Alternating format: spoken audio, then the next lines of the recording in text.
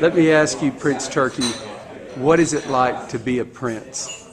It's very much like being a non-prince. You can still catch colds, you can still feel hunger, you can still strive for betterment, you can still consider that the world is going from bad to worse and feel the pain and the agony that other people feel, but also you can share in the happiness that others may give you. To be a prince, does that just mean to be a child of the king? It is being a member of the royal family.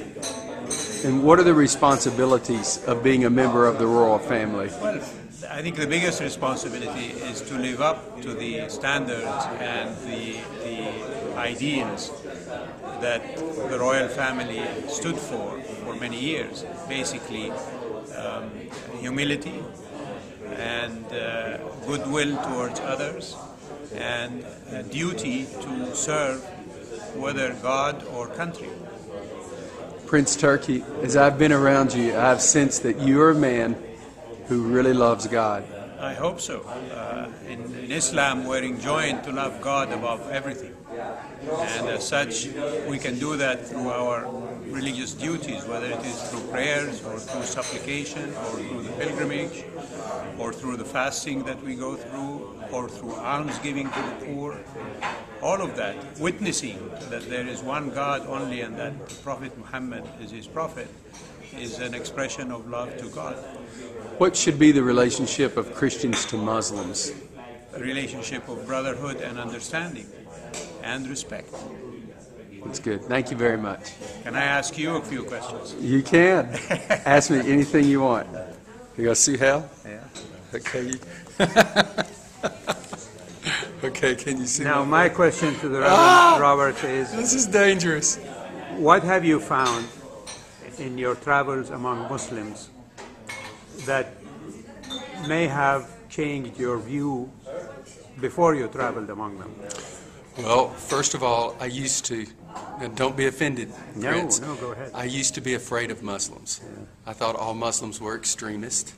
So that, as I got to know Muslims, even in Afghanistan, I found they were some of the kindest people I had ever met.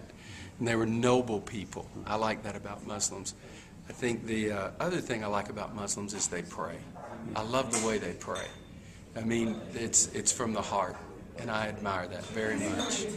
And you told me that you visited mosques I have. before and that you actually prayed in those mosques. I have. Why did you do that?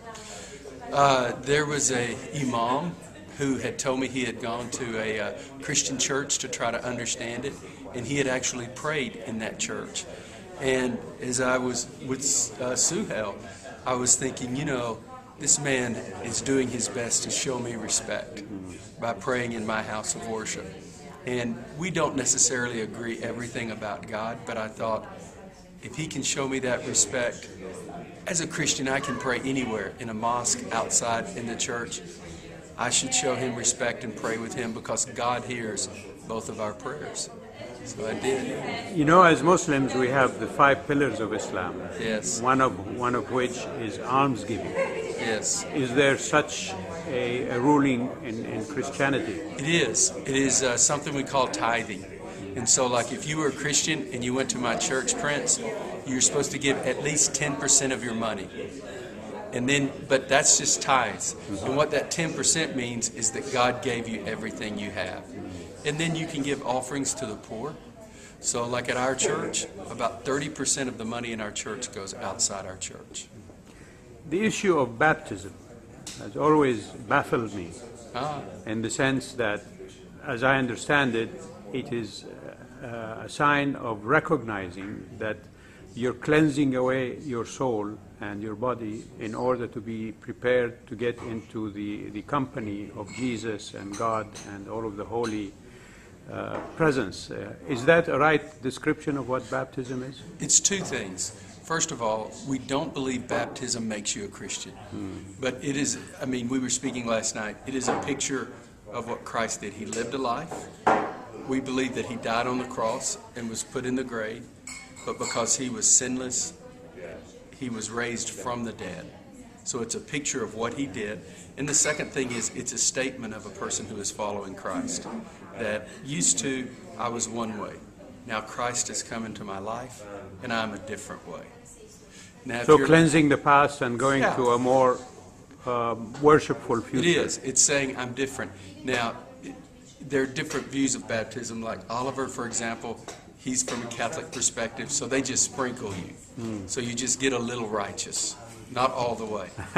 and then they also, I'm teasing you. And then also, they would some Christians will be baptized at birth.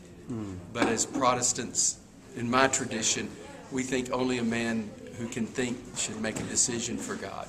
Even if he's raised in a Christian family, it has to be his decision. So he has to reach adulthood before he's baptized. Or at least old enough to make an intelligent decision. Well, you know, Reverend, I'm going to have more questions for you as we go along. So you'd better bring this machine with you all the time. You can ask me anything you want. Well, thank you. Thank you, Prince. Good interview on both sides.